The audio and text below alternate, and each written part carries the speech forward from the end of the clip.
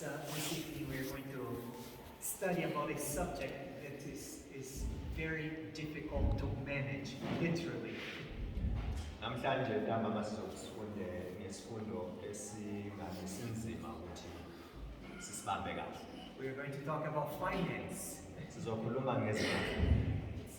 Money is something that is difficult to manage. Imali kuyinto enzima kakhulu ukuthi uyilawule. Very difficult to earn. Kunzima futhi ukuthi uyithole. Very easy to spend. Kodwa kulula ukuthi uyisebenzise. Isn't it? Akunjalo? Let me ask you this question, and please, if you have questions or if you want to add to the study that we are going to have tonight, feel free. Ngizonibuza umbuzo njalo manje nembuzo kumbe ngifuna ukwengeza lesifundo esinaso namhlanje nikhululeke. Let me ask you this question. What is easier? Angeke ndibuze lo mbuzo yini elula To manage finances when you are poor or when you are rich? ukuthi usebenzise imali ma ungenayo ungacebanga kumbe uyilawule uma ucebile. Yini okulula phakathi kwalokho kubili? What do you think? Licabanga ukuthi yini elula ukusebenzisa imali ma ukulawula imali ma ungenayo umpofu kumbe ukuthi uyilawule ma ucebile? When you're rich, When you're rich? Yes, okay, any other? Any thoughts? When you're poor? Okay. Yini elula ukulawula ukusebenzisa imali yakho ma uyisebenzisa kahle ma ucebile kumbe ma ungenayo umpofu? Yikuphi okulula phakathi kokubili? Yikho osebenzisa kahle imali ma ucebile. You say when you're rich. When you're rich, okay, very good. Yes?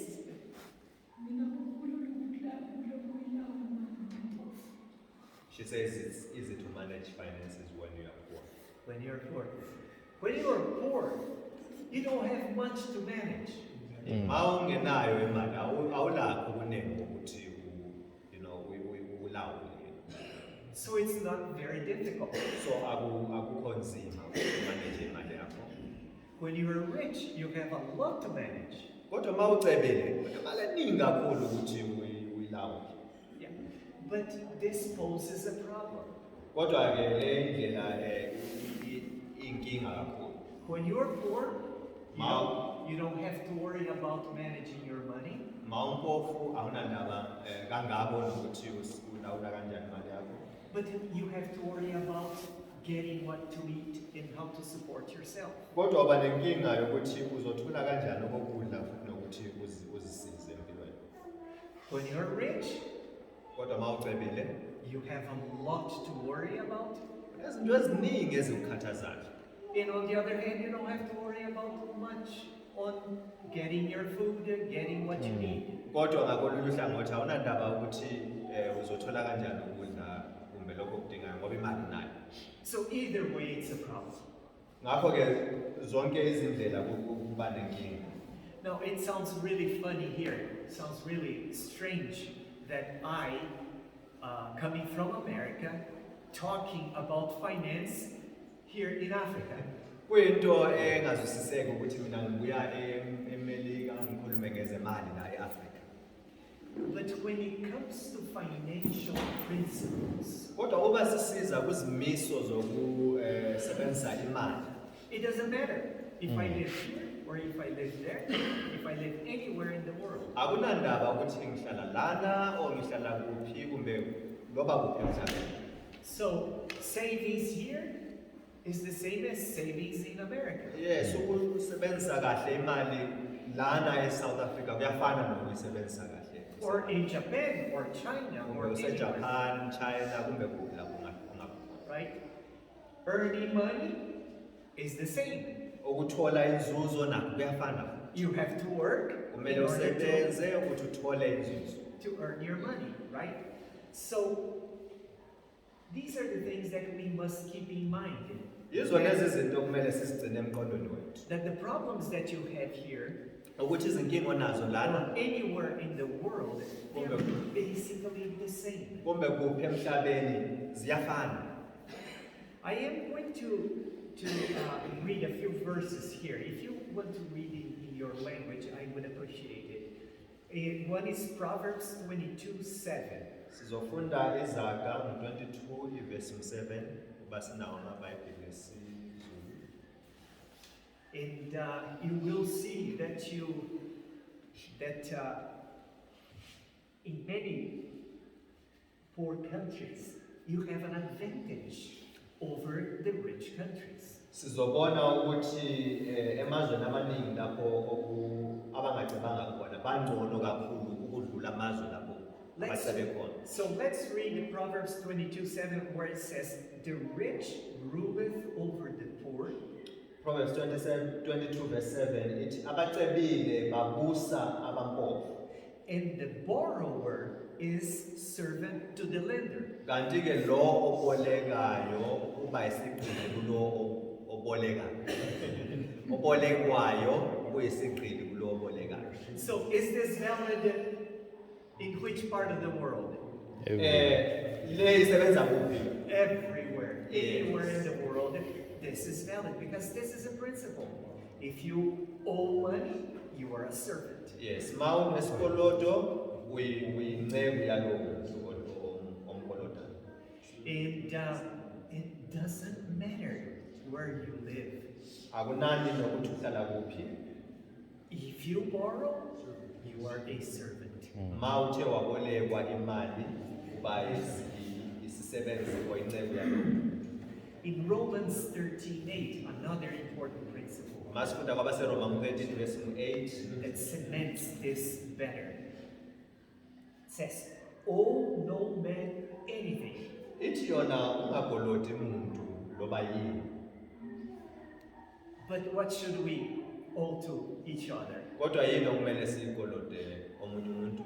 It says, "But to love one another. Ithi yona ukuthandana.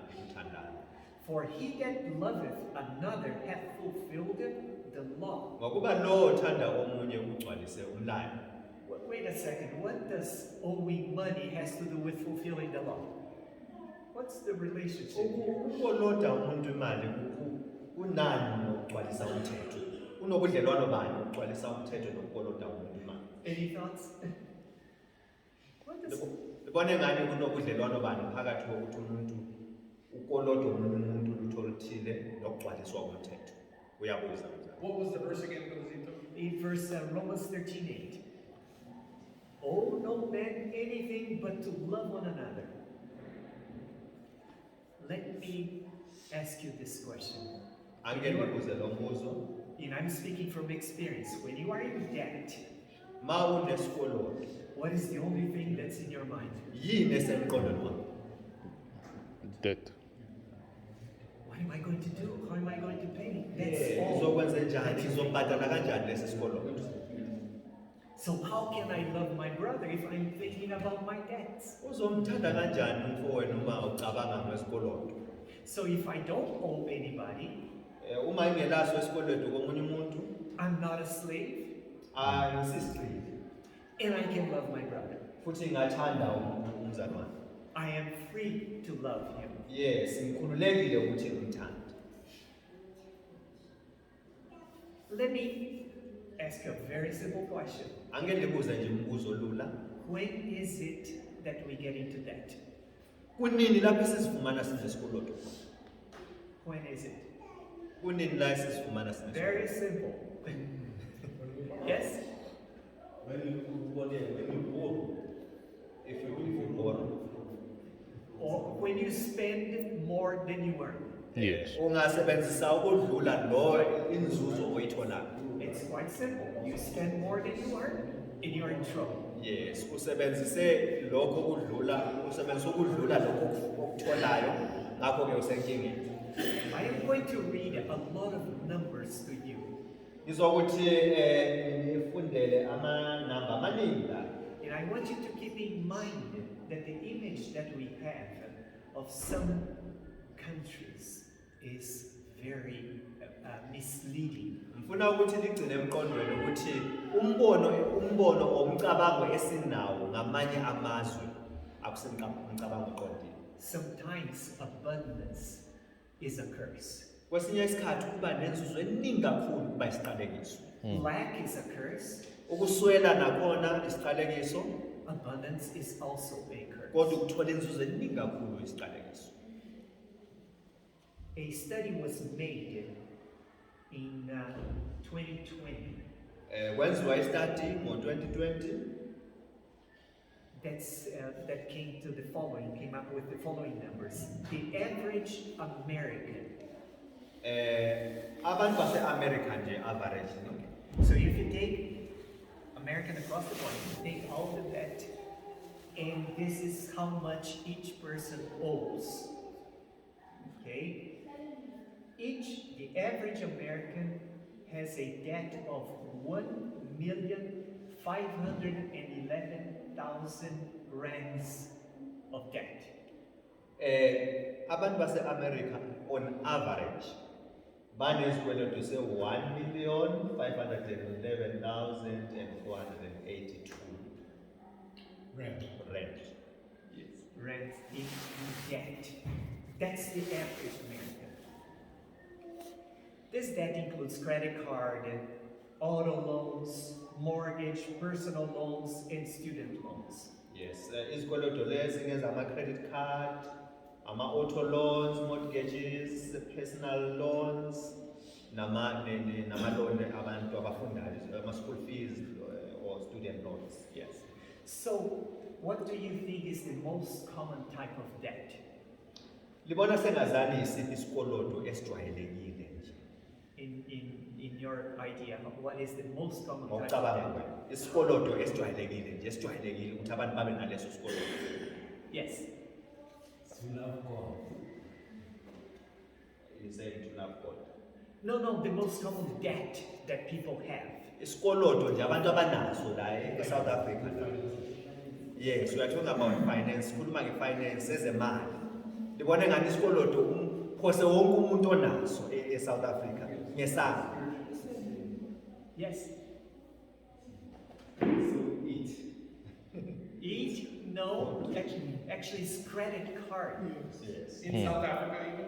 No, in America. We are talking about America. Okay. Okay, because because people think that America is the richest country. It is the richest country. Okay, asikhulumi nge-South Africa basikhuluma nge-America. But the debt that America carries, So kodwa isikoloto abantu base-America abanaso it's beyond computation. awungeke uzusilinganisa. If you think about the debt that America, the country, carries, Ungacabanga isikoloto ilizwe lase-America elisithweleyo it's beyond our ability to compute it. asingeke size sisilinganise. So, what appears to be gold sometimes Yes. Okubonakala kuligolide kwesinye isikhathi is not. akusigolide. Like in credit cards alone, and I'm speaking from experience, okay? Speaking from experience, the average credit card debt of Americans, each person, is 86,634 rands. On average umuntu ngamunye unesikoloto sama-credit card esingaba 86,634 rand in America. Another number, about 60% of Americans have auto loans. Abantu abayi-60 ku-100 e-America banama-auto loans. Of that runs at about 321,000 rands. Umuntu ngamunye angaba nesikoloto se-321,000 rand. This is just for your car. Lezi isikoloto zemoto, umuntu othenga imoto ngesikoloto. Another 44% of Americans carry mortgages. Abantu abangu-44 kuye ku-100 banezikoloto zezindlu zokuthenga izindlu. You want to buy a house? You can't buy it Ufuna because you don't ukuthenga have indlu enough money. awungeke ukwazi ukuyithenga ngoba unayo imali eyeneleyo. So what do? You go to the bank, So kwenza uyaya ebank, borrow the money. uboleka imali, Average loan, 30 years. bakunike ukuthi uzoyibhadala nge-30 years. And it runs at 321, oh pardon me, 3,400,000 rands. So isikweletu each muntu eAmerica ngaba nesikweletu se3 million and 400,000. 20%, 22% of Americans have personal loans. Abantu abangu-22 ku-100 abase-America banama personal loans. I have a debt I can't pay, so I borrow more money to pay the debt. Yes, unosikoloto uyahluleka ukubhadala, so kumele ukuthi uboleke imali ukuze ukhave leso sikoloto.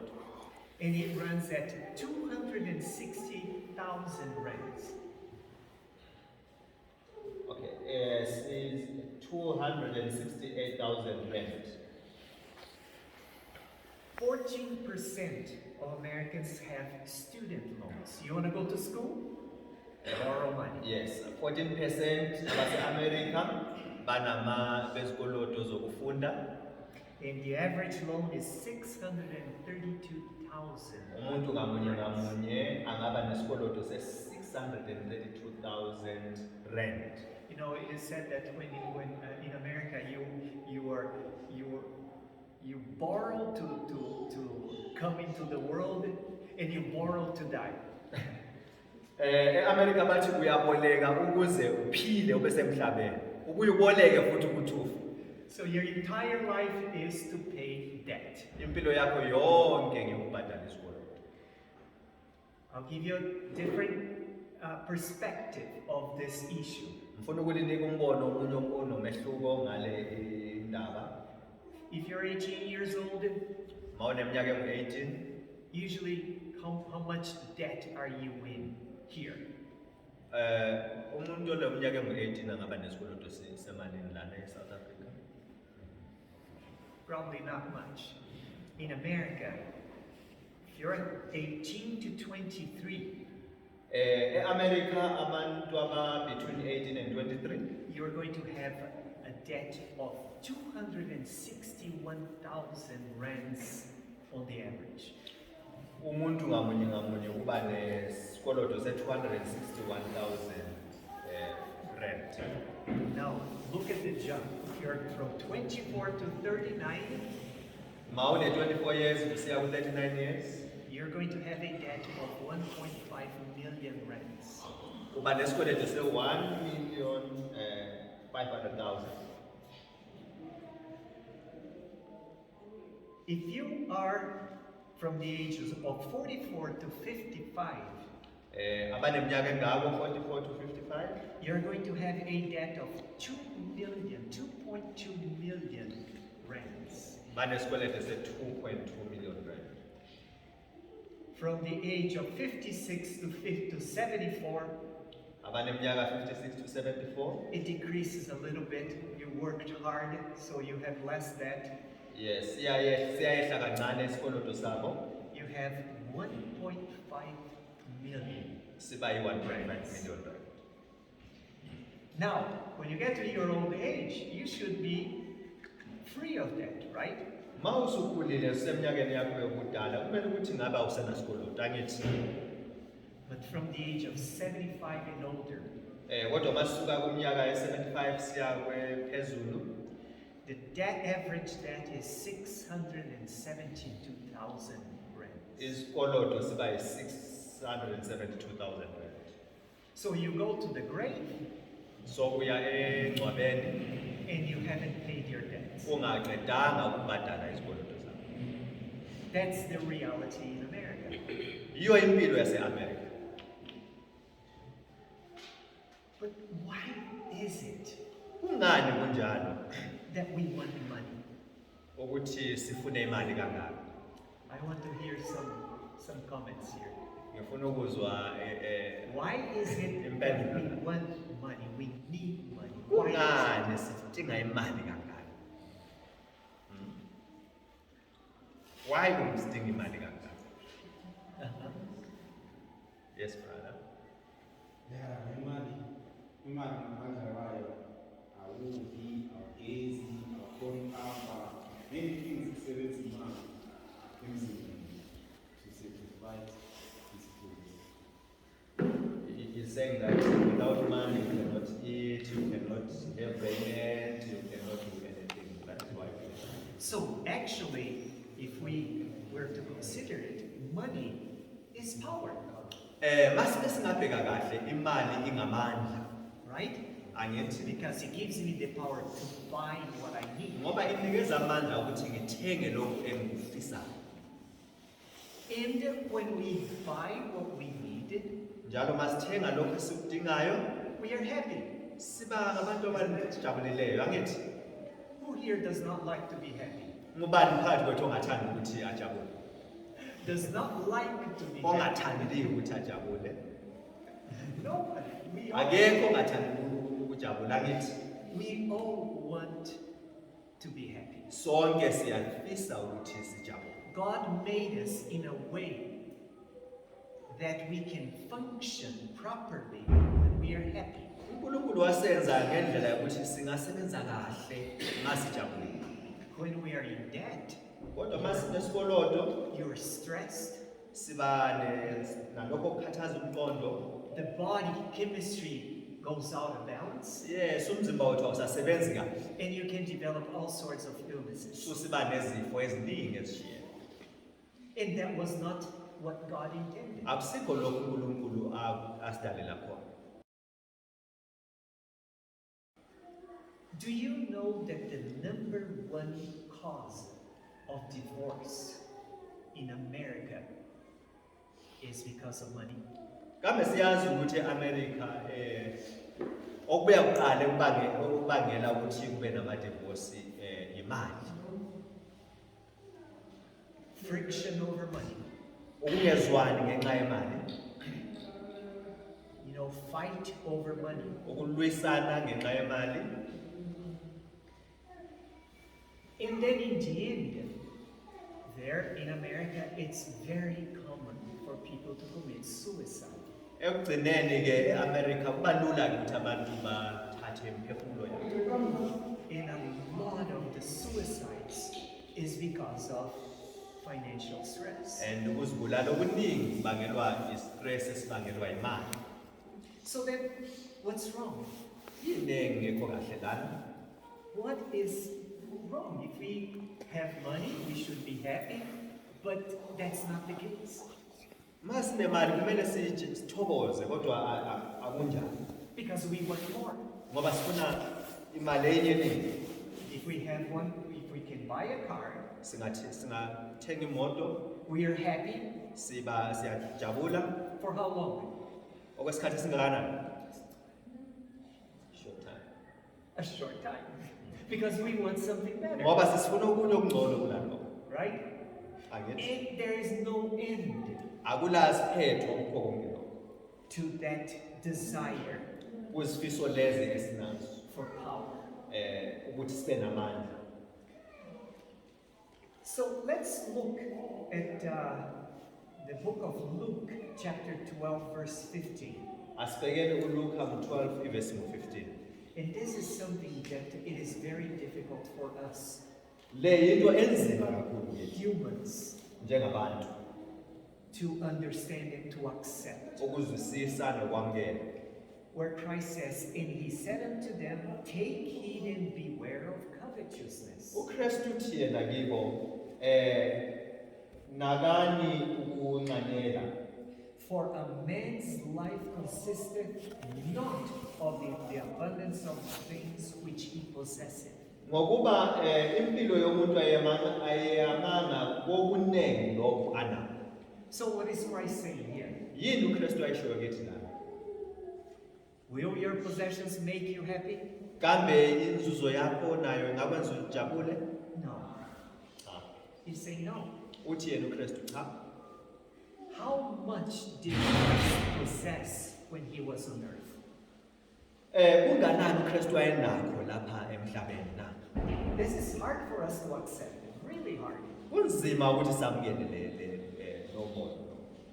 How much? wayelo kunganani uKristu la emhlabeni, wayenani uKristu. All that he had was the clothes that he wore. Lokho ayenakho kwakuyimpahla ayenjani? Ayigqokile kuphela. It's hard, isn't it? Kunzima ngithi. It's hard for us to understand that that we couldn't live like that. Kunzima ukuthi sizwisise futhi samukele ukuthi sasingaphila njengoKristu. It's very difficult because we have to eat. Ngoba kumele sidle, We have to feed our children, kumele sinakekele abantwana bethu, provide for a house. sibe nendawo yokuhlala. It is so nice to be close to this here in the winter time. Kuhle kakhulu kusondela la ufudumala khona ngesikhathi sokubanda ngithi. So it is difficult for us to understand this concept. Kunzima ukuthi sizwisise lo mqondo. We as carnal human beings Thina njengabantu benyama we cannot conceive that. asingeke siqedisise lokho. In Matthew 19:21-26, Masifunda kuMateyu 19:21 to 26. it says the following. Jesus said unto him, uJesu wathi kuye, and who was he talking about? futhi uJesu wayekhuluma nobani la? Or who was he talking to? Wayekhuluma nobani lana? So he was talking to a young man that was very well to do. Wayekhuluma nomuntu omusha, wayecebile. And it says that like this. Jesus said unto him, uJesu wathi kuye, if thou wilt be perfect, uma ufuna ukuphelela, go and sell that thou hast, hamba uyethengisa konke lokho onakho, and give to the poor, unikeze abampofu, and thou shalt have treasure in heaven. uzoba nengcebo ezulwini. And what was the next thing that he said? Yini elandelayo ayishoyo uJesu kulo umuntu omusha? Come and follow Woza ungilande. me. Now, did a young man do that? Kambe wenza kanjani umuntu omusha? No, he didn't. Right? We know that he didn't. Akakwenzanga. If he would have done, Ube wakwenza lokho, how much possession would he have? kambe wayezosala enenzuzo engakanani?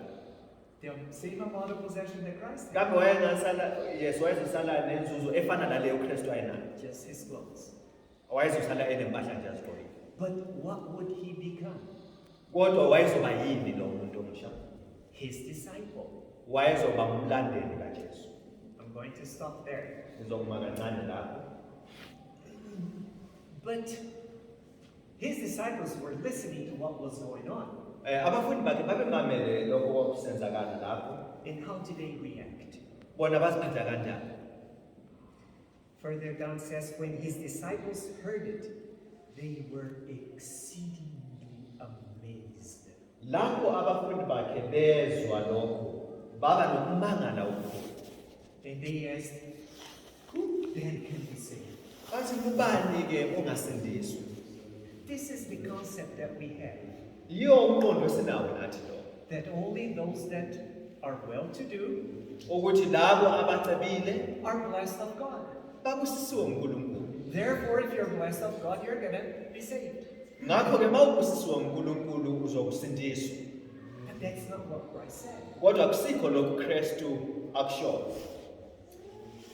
Because we relate possessions with happiness. Ngokuba sibona sengazani ukuba nenzuzo yikho kusenza sijabule. Now, let's look at some other principles here. Asike sibheke ezinye izimiso lana. In Hebrews 13:5, Masifunda kwabaHebheru 13 verse 5. it says like this, let your conversation be without covetousness. Akuthi ukuziphatha kwenu kungabi nakho ukunqanela. By the way, what is covetousness? Yini ukunqanela? Desire to have more. Ukufisa ukuba nokuningi ukudlula lokho. I'm not happy with what I have. Angijabuli ngalokho nginakho. I want more. Ngakho ke ngifuna okuningi. Because if I get more, I'll be happy. Ngoba ngingathola okuningi ngizojabula. But there is no end. Kodwa akunasiphetho. And then he says like this, Uthi yena lana, and be content with such nisuthiseke things as ye have. ngalokho eninakho.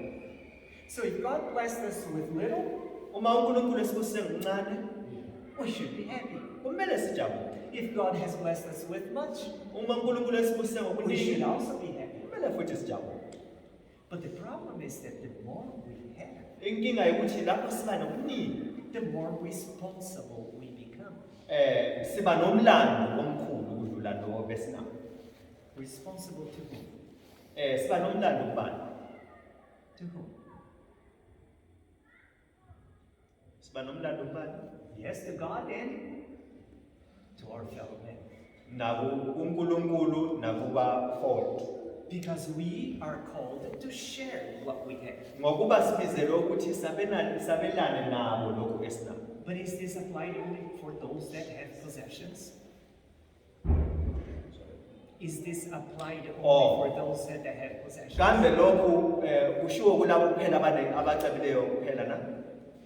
You know, my mother-in-law, Uthi umamazalo wakhe when she was her husband, my father-in-law, was a worker for the church, ubabazala wakhe wayesebenza ebandla, and they were at the time they received very little. ngaleso sikhathi bakuthola inzuzo encane kakhulu. Wages was very small, Umholo wabo omncane kakhulu. and they were poor. Babempofu nje.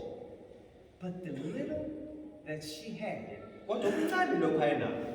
whenever someone came to her door, knocked at her door and asked for food, Loba isiphi isikhathi lapho umuntu wayeza nqonqothe emnyango ecela ukudla, she always had what to give. wayemnikeza lokho. So, do you have to be rich to share the blessings that God has given? Kambe kumele ucebe ukuze wenelise ukuwabela abanye izibusiso uNkulunkulu akunikeze zona. So it doesn't matter Akunani where you live, ukuthi uhlalaphi, how well you are. ukuthi ucebe kangakanani, We have a responsibility toward one another. sinomlando nomthwalo komunye nomunye. In 1 Timothy Masifunda uThimothi wokuqala 6 through 12, isahluko ngo-6 verse 6 kusiya ku-12. Paul talks about something that Brother John and I were just discussing about it. uPawulu ukhuluma ngolunye lutho lolo mina nomzalwane uJohn besikhuluma ngalo. It says like this, but godliness with contentment is great gain.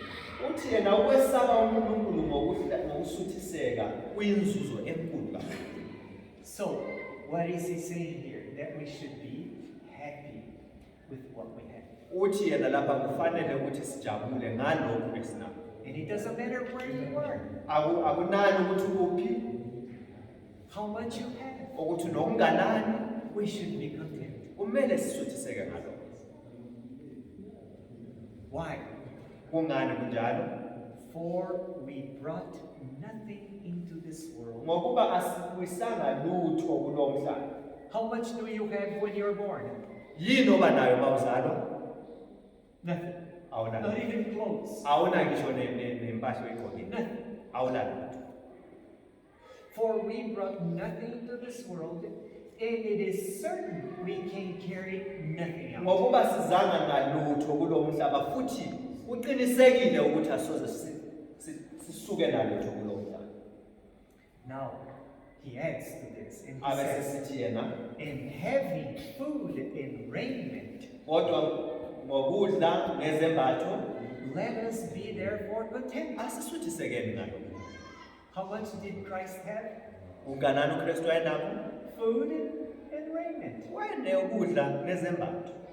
You know, Sister White comments that Christ, many times when he was working, he would take his food and give it to someone that didn't have. Umoya wesiprofethi uyasitshela ukubana uKristu isikhathi esiningi wayethatha ukudla kwakhe anikeze omunye umuntu onayo. Is this the spirit that we cherish? Kambe yiwo moya esinawo yini lo? You know, it's very, very beautiful, very touching. Kuyathinta kakhulu When I saw the sisters working hard mangibona kodade besebenza nzima to provide food for all. ukuthi basilungisele ukudla. This is the spirit of Christ. Lokho ngumoya kaKristu. When we give to others Uma sinika kwabanye abantu what we have, lokho esinako, we have the assurance that it is the Spirit of Christ. sinesiqiniseko sokuthi ungumoya kaKristu.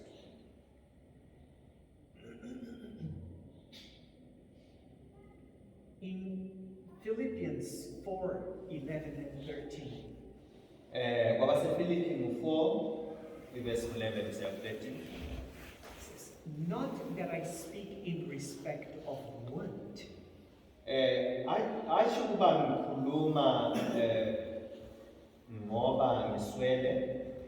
should we be poor? Should we seek to be poor?" Kambe kumele sidinge ukuthi sibe ngabantu abampofu. That was never the will. Huh? Philippians 4:13. 4:13? 4:11. No, 4:11 through 13. Yeah. Does God want us to be poverty? Kambe uNkulunkulu ufisa ukuthi sibe ngabampofu. It was never the will of God. Bekungasicebo likaNkulunkulu.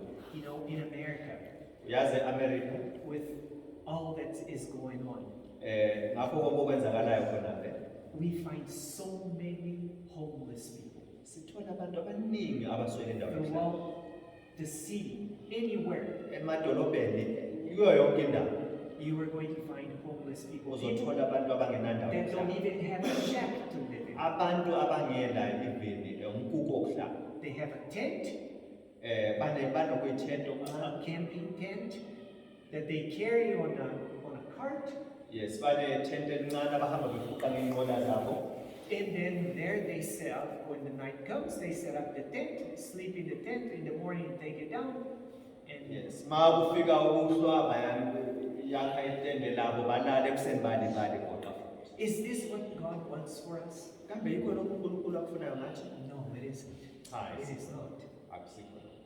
So let's see how God works when we are faithful to Him, when we surrender our lives to Him. Asibone ukuthi uNkulunkulu usebenza kanjani uma sinikela izimpilo zethu ngakuye. And continuing, Philippians 4:11 through 13 says, "For I have learned Ngifundile in whatsoever state I am, ukuthi kuso sonke isimo engikiso therewith to be content. ukuthi ngisuthise. I know both how to be abased, Ngiyazi ukuhlupheka, meaning ukwehla, and I know how to abound, ngiyazi futhi ukuthi ngithole okuningi.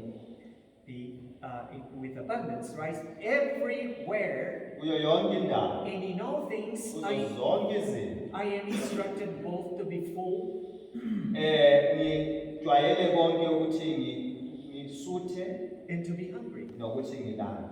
both to abound and to suffer need. Ukuthola inzuzo eningi nokuswela futhi. I can do all things through Christ, which strengthens me. Ngingenza yonke into ngaye uKristu ongiqinisayo. So, doesn't matter. Akunandaba. Doesn't matter where I live. Akunandaba ukuthi ngihlala kuphi. The God that you have here is the same God that we have. uNkulunkulu onaye lana anayo futhi okhona. And He says He will strengthen us, Uthi yena uzosiqinisa. that He will give us the ability to serve Him, to serve one another. Uzosinikeza ukwenelisa umkhonza nokuthi sikhonze sisiza abantu. You know, we talk about having money, and money makes you happy. You know, we think that it makes you happy. Siyakhuluma ngokuthola imali nokuthi imali kwenza ujabule. But happiness comes from one source only. Kodwa injabulo ivela emthonjeni owodwa kuphela. And that source is God. Lowo mthombo kuNkulunkulu. We cannot be content on our own strength. Asingeke sisuthiseke ngamandla ethu. We cannot be happy Asingeke sithokoze because our nature ngoba imvelo yethu is covetous. igcwele ukunqandela. That means we are never happy. Kusho ukuthi asibi ngabantu abanenjabulo. And there's never enough money to satisfy anyone. Awukaze ube nemali engasuthisa loba ngubani. I don't know if you've heard about the man. He's actually from South Africa. Angazi umelela izwe ngalo ubaba I think beka naye you've South heard Africa. of him, Elon Musk. Siyamazi u-Elon Musk angithi. Ngithemba laba abasasebasha. Yeah, he's from South Africa. He went to America. There he Wasuka lana eSouth Africa started waye-America. some businesses, Waqala amabhizinisi khonale. became extremely successful. Waphumelela kakhulu. Right now, he's the richest man on earth. Namhlanje umuntu ocebile ukudlula bonke abantu I emhlabeni. think he's at about $325 billion. I mean, again, Yes, angaba khona ku $325 billion. is he happy? Kambe uyajabula ngalokho anakho? No, he's not. So can we be happy outside of God? Kambe singajabula ngaphandle kwaNkulunkulu? Can men be content Kambe umuntu angasuthiseka outside of God? ngaphandle kwaNkulunkulu? No. Because there's no end to Ngokuba our desires. akunasikhetho kuzifiso zethu. By nature, Ngokwemvelo we are what Timothy says. Paul says in 1 Timothy 6:10-11. silokho Paul asikho khona ku-1 Timothy 6 verse 10 to 11. Where he says, "For the love of money is the root of all evil."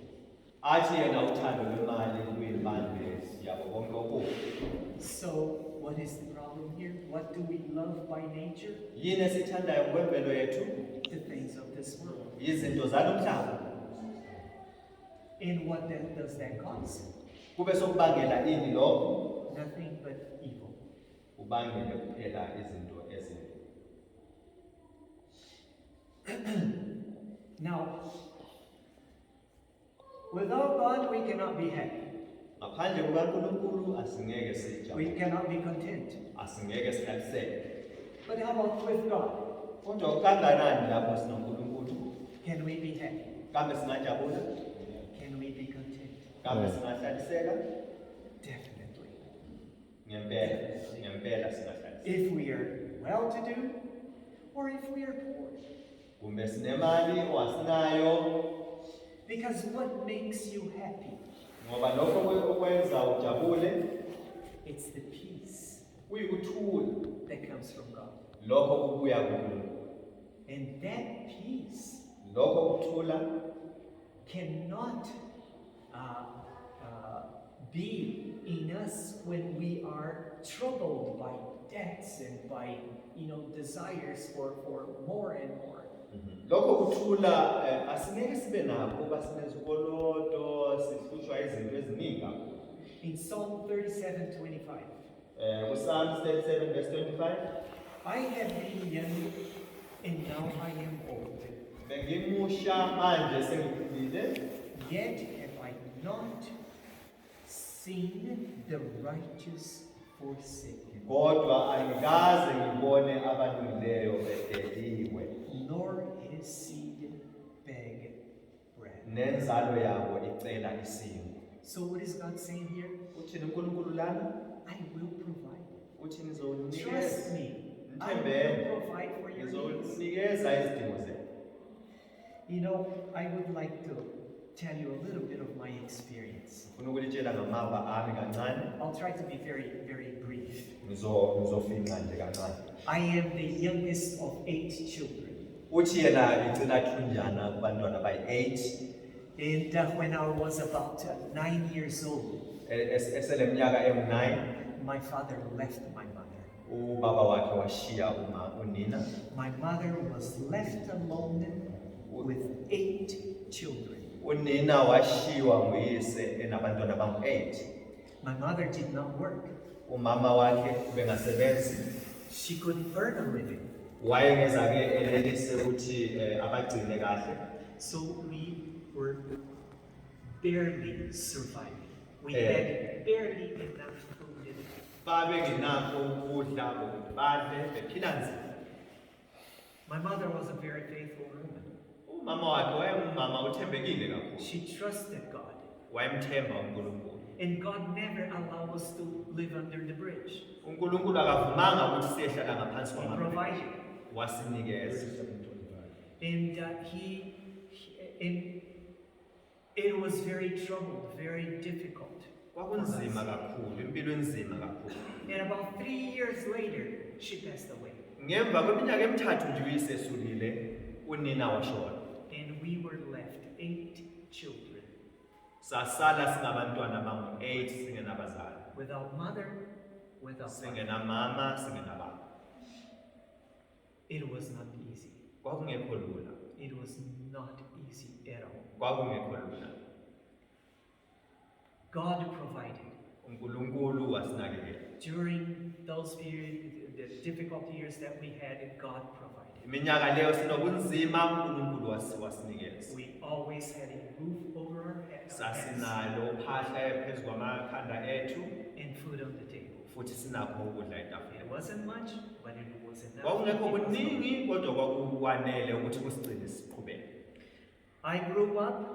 Ngakhula, She taught us to fight, wasifundisa ukuthi silwe, to study, ukuthi sifunde, to to provide for ourselves. ukuthi sizinakekele. And then I got to the age of about 19, 20 years. Uthi ngasengisiba neminyaka engu-19 siya kwengu-20 lapho, The opportunity came for me to come to the United States. wasesiba nethuba lokuthi eze e-United States. But it only happened when I was 23. Uthi lokhu kwenzeka eseneminyaka engu-23, So I was really excited. uthi ngangijabulile kakhulu. I'm going to go to the country of opportunities. Uthi ngase ngizokuya ezweni lamathuba. So I thought. Ngangicabanga lokho. So I got to America. Uthi ngafika ke-America, A family hosted me. kwaba nomndeni owangamukela. Keep in mind, God is providing all the way. Khumbule ukuthi uNkulunkulu uyakunakekela kuyo yonke le ndlela. So I started going to school Ngase there, ngiqala ke ukuthi ngiye esikolweni khona le-America. and I got a job with the church, Uthi wasethola umsebenzi enkonzweni. working for the publishing house. And Brother John remembers. Yes, sesebenzela indlu yokuprinta izincwadi. But I earned barely enough to pay for the school. Kodwa wayethola inzuzo encane yokuthi abhadale. Because I was a foreign student and the fees were very high. Ngoba futhi wayengumfundi ongahlali la e-America, ongazalwa la e-America, so ifees yayiphakeme kakhulu. Now notice the situation here. Cela libheke isimo la. I would go to school Ngangisiya esikolweni and I had to worry about work. futhi ngicabange ngomsebenzi. So I couldn't study well, I couldn't concentrate because I had to worry about Yes, work. kwakunzima ukuthi ngifunde kahle ngoba ngicabanga ngomsebenzi. I would go to work Ngangisiya emsebenzini, and I couldn't work well because I had to worry about school. ngangisebenze kahle futhi ngoba ngicabanga ngesikole. So it was not easy. Kwakungekho lula. But there was another problem. Kwakunenye futhi inkinga. Because I earned very little Ngoba ngangithola inzuzo encane. and no money was left. Kwakungela mali eyayisala. When it came to tithe paying, guess what I did? Makusizayo ukuthi ngibuyisele izishumi, ndiyazi ukuthi ngenzani. I didn't pay tithe. Angizange ngibuyisele izishumi. But what happens? Yini eyenzakalayo? When I don't pay tithe, Ma ungabuyiseli bless. izishumi, kambe uNkulunkulu angabusisi. But God was still merciful. Kodwa uNkulunkulu waqhubeka He enomusa. kept me Wangigcina. for, I would say, about 8 years. No, more. No. Almost 18 years Wangigcina okweminyaka engu-18. in that situation. Kuleyo But I finished school. waqeda I isikole, kept working for the church. waqhubeka esebenzela inkonzo. And there was never enough money Imali yayingene because I didn't pay tithe. ngoba angibuyiselanga izishumi. God could bless me. uNkulunkulu wayengekangibusisi. But God blessed me in another way. Kodwa uNkulunkulu wambusisa ngenye indlela. He brought into my life Waletha empilweni yami a wife unkosikazi that was very faithful. owayethembeke kakhulu. And so we got married. Sashada, She saw that things were not going the way that it should. wabona ukuthi izinto azihambi ngendlela okufanele zihambe ngayo. And then she said, that's it. Wathi kwanele. We're going to whatever money we make, Sizwa ukuthi yonke imali esiyenzayo, little or whatever, incane ingakanani, we're going to take the tithe first. sizomele sibuyisele ezishumi kuqala. The reason why I talked about credit card and debts and all that, because that was my life. Isizathu wayekhulume ngabo credit card kwakuyimpilo yami. I think at the time I owed something like $25,000 in credit card alone. Uthi ngaleso sikhathi Imagine back in the Years day. ago. Years ago. Years and years ago. It was a situation that I couldn't get out. yes, uthi khona wayenesikoloto esingaka 25,000. Yes. Dollars. Kodwa US dollars. Ngeminyaka edlulile kuqala. Yeah. It was a lot of But 32 Kwakuyimali eningi. the equivalent today would be maybe over 100,000. yeah, probably. Yes. But that was just in credit card. Kodwa lokho kwama credit card kuphela. Now look at this. Bhekane. So sorry. The love of God is so great Uthando likaNkulunkulu lukhulu kakhulu. that He worked in such a way Wasebenza ngendlela that He, through someone else, ukuthi ngomunye umuntu I could understand my foolishness. ngazwisisa ubuwula bami. So, my wife came into my life. Nkosikazi wami weza empilweni yami, She was able to make me understand wangenza ukuthi ngenelise ukuzwisisa that if we did not put God first, ukuthi masingabhekanga uNkulunkulu kuqala, doesn't matter how much you make, akunani ukuthi wenza imali engakanani, doesn't matter what your financial condition is, ukuthi isimo sakho semali sinjani, you're going to be in terrible debt. mawunganakanga uNkulunkulu uzoba nesikweletu esikhulu kakhulu esisabekayo. I'll give you an idea. Ngizokunikeza umqondo. You go by the houses, in many nice places. Ungathenga izindlu endaweni eziningi ezinhle, You see this beautiful mansion. uthole ukuthi izindlu ezinhle kakhulu. The people driving Mercedes, BMWs, and you name it. Abantu bedrive imoto ezinhle, BMW, Mercedes noma yiphi imoto. If you go there, Mawuya lapho at the numbers, the person owes more than they have. ungahamba lapho amanamba uzothola ukuthi umuntu lo unesikoloto esiningi kakhulu ukudlula lokwana. So if you sell everything, Mawungathengisa yonke lento, it is not going to pay the debt. awusoze ubhadale leso sikoloto. So going back to my experience, Masibuyela kumava ami, so my wife put me in place. unkosikazi wakhe wamenza wabuyela endaweni ekahle. We started the practice of setting tithe aside first. Saqala ke manje ukuthi siqale sibuyisele izindlu. In a few short months, Ngemva kwenyanga ezimfishane nje, God opened the door. uNkulunkulu wavula iminyango. I got another job, Wathola omunye umsebenzi, which was about 10 times of what I was making.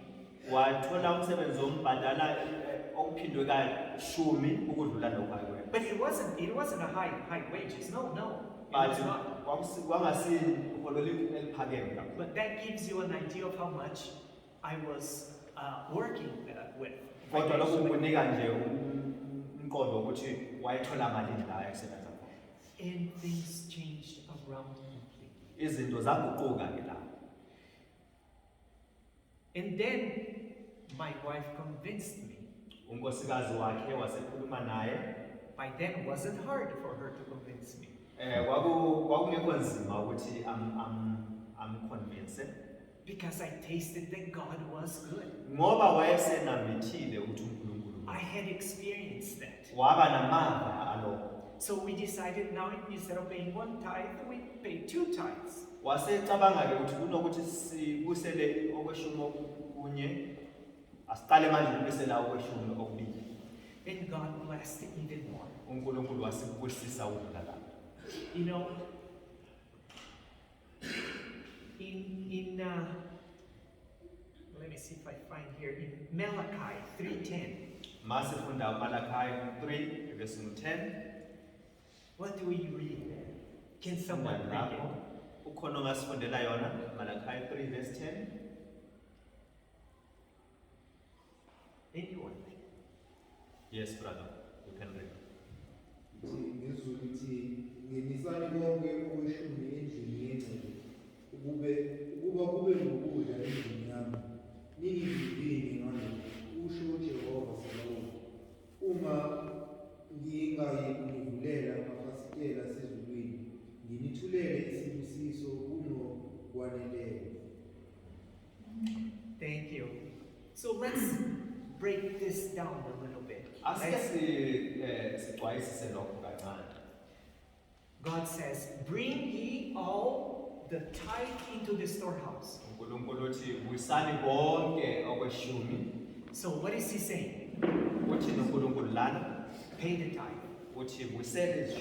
That's your responsibility. Many people in our church have the practice that if they disagree with how the church is managed,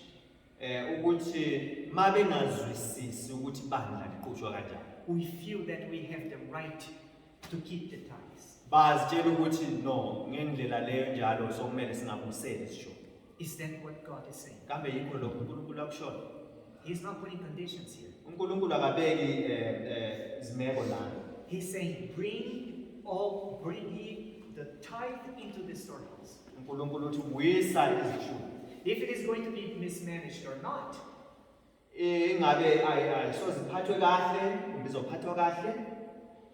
it's not for you to worry.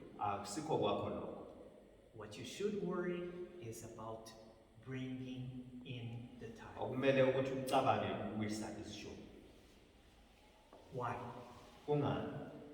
Because it is through our faithfulness that the church is preserved.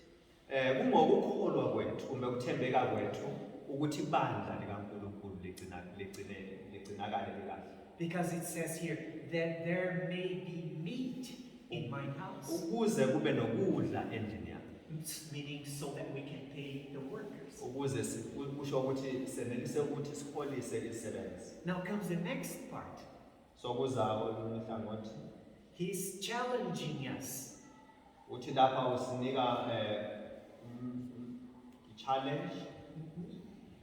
And prove me now herewith, says the Lord of hosts, if I will not open you the windows of heaven and pour you out a blessing, that there shall not be room enough to receive it. Does it mean that we're going to be millionaires? No. No, that's not what it means. But God will provide enough for us that we are not going to lack anything. So, how can we obtain financial success? How is it?